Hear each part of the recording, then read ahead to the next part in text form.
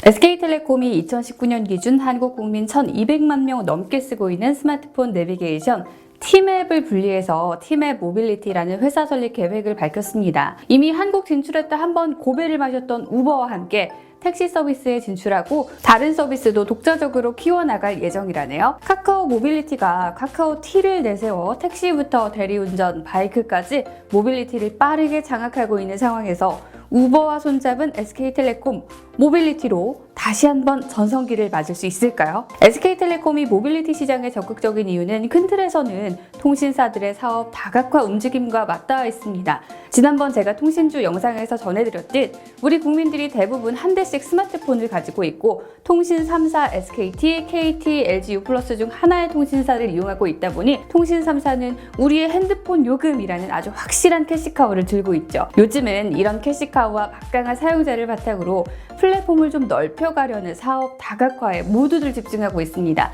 미디어, 보안, 인공지능 등 요즘 통신사들을 보면 아니 통신사가 이것까지? 생각이 들 정도로 여러 분야에 손을 뻗치고 있죠. 그 중에서도 SK텔레콤이 갖고 있는 아주 매력적인 자산 하나가 티맵이죠. 스마트폰 내비게이션 점유율의 무려 70%를 차지하고 있습니다. 티맵은 나름 역사가 깊은데요. 티맵은 SK텔레콤이 네이트 드라이브라는 이름으로 네이트가 잘 나가던 2002년부터 키워온 서비스거든요. 그땐 지원하는 휴대전화와 GPS 키트를 구입해서 접속료랑 데이터 이용료를 내면 실시간 교통정보를 종합해 가장 빠른 길을 알려주는 개념이었습니다.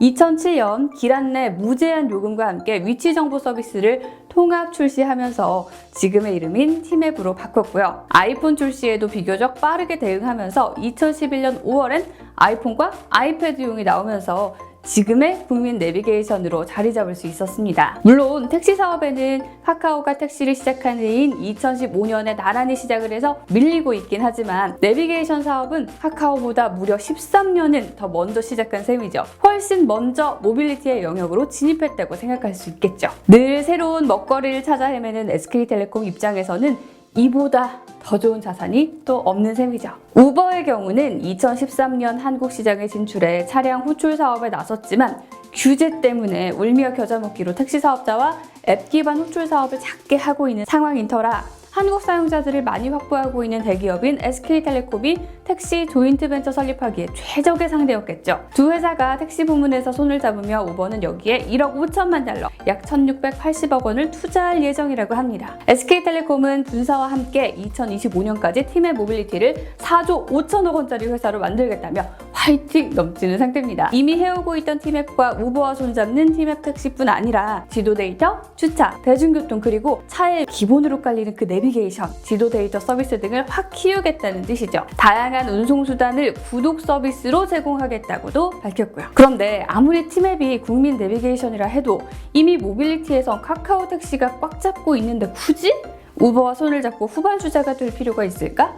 어차피 투자라는 것도 한정된 자원으로 하는 건데 문어발식으로 모빌리티까지 잡기보다는 지금 하고 있는 인공지능이나 양자통신 같은 좀 더 고부가 가치의 산업에 집중하는 게 낫지 않을까 하는 생각이 들긴 하죠. 이 생각이 드는 대목에서 우리는 좀 더 큰 그림에서 모빌리티 시장을 내다볼 필요가 있습니다. 글로벌로 눈을 돌려보면 자동차 시장의 패러다임은 그냥 자동차를 사고 파는 것에서 벗어나 서비스로서의 모빌리티로 변화하고 있습니다. 그래서 손정희 선생님은 우버, 올라, 그랩 등 그냥 전 세계 어디든 공유차 회사만 있다 하면 투자금을 넣어주신 거고요. 현대자동차도 여기에 엄청난 돈을 쏟아붓고 있습니다. 다시 말해 이전에 자동차 시장에서 멋진 자동차를 생산해내는 완성차 업체가 갑이었다면 이젠 완성차 업체도 공유차 중심으로 돌아가는 모빌리티 생태계의 공급자가 될 수밖에 없는 처지에 놓인 거죠. 지금이야 자동차 소유주에게 이용요금의 대부분을 지불하지만 자율주행 전기차들을 잔뜩 사들여서 직접 무인으로 운행하게 되면 이용요금 전부가 회사 것이 되기에 자율주행과 무인기술 등 최첨단 기술의 집결지가 되고 있는 영역이기도 합니다. 이미 UAM을 통해 하늘을 날 준비도 하고 있는데요. 여기에 가장 앞서 나가고 있는 것이 우버입니다. 우버는 우버 에어라는 이름으로 2023년 호주와 미국에서 운행을 시작하겠다고 밝히고 준비 중인 상황이죠. 한국 정부도 UAM 팀을 발족하고 2025년까지 도심 항공교통을 실현시키겠다고 공언했거든요. SKT 박정호 사장도 플라잉카로 서울과 경기를 30분 내 이동하는 시대를 앞당기겠다 밝힌 상태죠. 단순히 일상적으로 우리가 사용하고 있는 택시 앱 정도의 후발주자가 되겠다는 게 아니라 아직 오지 않은 그러나 다가올 나는 모빌리티와 자율주행의 미래를 미리 준비하겠다는 뜻이 숨어있는 게 아닌가 싶은 대목입니다. 단지 콜택시나 카카오택시가 도로를 달리다가 그냥 하늘을 나는구나 여기서 끝나는 것도 아닙니다. 한 단계 더 나아가서 100% 완전 무인 자율주행이 가능해지는 때가 온다면요.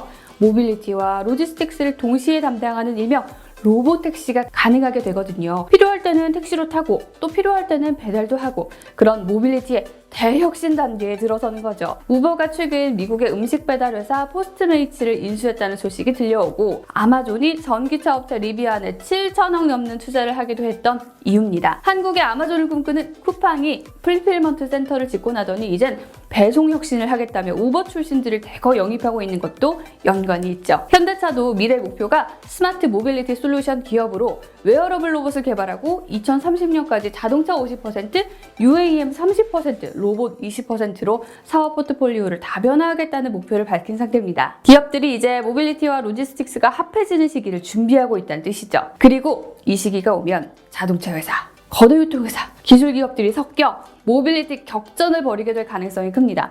아니 이런 대박 시장이 보이는데 팀앱을 그냥 내비게이션으로만 두기에는 너무 아깝지 않을까요? 이런 큰 그림을 내다본 SK가 모빌리티에 적극 나서는 것은 어쩌면 당연해 보이는데요. 구체적으로 어떻게 그림을 그려왔고 어떤 유리한 점을 갖고 있을까요? 앞서 네이버가 뭐 할 때 다른 회사들과 손을 잡는다고 말씀드렸는데요. SK는 손을 잡기보다는 아예 돈을 내고 사버렸습니다. 예전 정부 소유의 유공을 사서 SK 이노베이션으로 키운 것도 그렇고 반도체 회사를 하던 하이닉스를 사서 SK 하이닉스로 탈바꿈시킨 것도 그렇고요. 굵직한 사업들을 사서 키워왔죠. SK텔레콤도 한국통신을 인수해서 키운 회사인데다 이런 그룹의 DNA를 물려받아 정말 영리한 M&A로 유명합니다. 미디어 산업 진출을 위해 티브로드를 인수합병하고 2018년엔 ADT 캡슐을 인수했고요. 그렇게 사서 키워온 계열사들을 보니까 모빌리티의 수직 계열화가 가능하겠다라는 생각이 드는데요. 일단 모빌리티 기술에 있어서 빼놓을 수 없는 반도체를 커버할 수 있는 SK 하이닉스가 있고요. SK 이노베이션의 배터리, 소프트웨어는 팀의 모빌리티가 커버하고요. 통신은 SK텔레콤의 본업이 커버하면 되니까요. 미디어, 보안, 통신, 쇼핑, 모빌리티로 다변화하고 있는 SK텔레콤의 사업 모델들이 모두 모빌리티로 집대성될 수 있다는 느낌도 드네요. 결국 팀의 모빌리티가 분사해버린다고 해서 SK텔레콤과 동떨어지는 것이 아닌 수익 모델을 공유하는 그림이 되는 겁니다. 제가 지난번 대리기사님과 대화를 나누는데 대리기사님이 아니 콜은 카카오로 잡아도 지도는 팀앱으로 본다고 하실 정도더라고요. 비록 택시시장 덩치에서는 좀 밀리고 있지만 내비게이션에서 이미 잔뼈가 굵은 팀앱은 실사용자들에게 좋은 평가를 받고 있습니다. 현재 팀앱에서만 하루 6,500만 건 우리나라 국민보다 많은 모빌리티 데이터가 발생하고 있다는데 이걸 연간으로 환산하면요 약 237억 건이죠. 사용자를 기반으로 한 빅데이터가 엄청나게 쌓이고 있고 데이터가 늘어날수록 정확도가 커지는 거잖아요. 카카오에게 절대 밀리지 않는 빅데이터를 갖고 있는 SK텔레콤이기 때문에 이걸 더 키워나가고 빅데이터를 완전 무결하게 한다면 더 큰 차이를 낼 수 있을지도 모르는 일입니다. 차량에 부착된 센서와 AI를 통해 모인 정보가 5G 네트워크를 통해 플랫폼에 축적이 되면 초정밀 지도가 생성되는 데는 유리할 수밖에 없고요. 결국 이런 정확성을 바탕으로 출퇴근 시간의 승객을 나머지 시간에 화물을 운반하는 등의 효율성 극대화가 가능해지겠죠. 미래는 정확히 알 수 없지만 기업들의 움직임을 보면 한 방향으로 수렴된다는 느낌도 지울 수 없는 지금 중국의 디디추싱이 중국 시장의 90%를 장악하고 그랩이 8개 동남아 시장을 석권하는 등 1등에게 몰표가 가는 모빌리티 시장에서 우버와 손을 잡았다는 점은 대단하긴 한데요. 그래도 한계점이 없는 건 아닙니다. 우버와 손을 잡고 SKT가 택시 사업을 성공적으로 한다고 해도 SKT가 역으로 해외로 나가거나 국내 시장을 한 번에 장악하기는 쉽지 않기 때문입니다. 말씀드렸듯 워낙 글로벌 모빌리티 시장의 덩치가 크다 보니 소프트뱅크 같은 공유차에 꽂힌 분들이 들어와서 타다 소카에 투자를 해버린다면 게임 오버일 수도 있거든요. 또는 쿠팡이 여기에 미친 듯한 투자를 할 수도 있고요. 또 워낙 각국의 모빌리티 상황이나 지도, 법률, 여건 등이 다르기 때문에 해외 진출은 힘들 수밖에 없습니다. 그게 아니라 해도 경쟁사인 카카오가 2015년 김기사를 600억에 인수하고 2017년 카카오 모빌리티를 분사한 이후 아주 빠르게 시장을 장악한 상태에서 기존 금액보다 요금이 저렴하다거나 또는 빨리 잡히는 서비스 경쟁력이 없다면 카카오티를 넘어서기 힘들 것 같습니다. 카카오 모빌리티는 타다 논란이 한창일 때도 오히려 택시 회사와 상생하는 안을 택해서 법망을 비껴가면서 버텼는데요. 지난해에만 9곳의 법인 택시 회사를 인수하기도 했죠. 타다도 다시 한번 대리운전 서비스 등으로 시장 재진입을 노리고 있고요. 현대차도 우버와 손을 잡았다는 점에서 만만치 않은 경쟁자가 될 것이 분명하고요. 자율주행 등의 모빌리티가 결국 규제를 어떻게 안고 가느냐에 성패가 갈리다 보니 이런 점들도 쉽게 넘지 못할 산이 될 수도 있습니다. 우버 자체도 캘리포니아주에서 AB5법 통과로 드라이버 지위 문제로 골머리를 앓고 있다는 점을 생각해봐야 할 것 같아요. 모빌리티는 자율주행, 전기차, 드론, 나는 택시, 물류, 로봇 등등 정말 다양한 산업이 융합된 초대형 산업으로 성장해가고 있습니다. 2000년 전국민 메신저 네이트온이 스마트폰 시대에 적응하지 못하고 카카오의 자리를 빼앗겨버린 경험이 있는 SK텔레콤, 생태계 확장폭이 큰 모빌리티에서는 1위를 찾아올 수 있을까 하는 생각도 드는데요.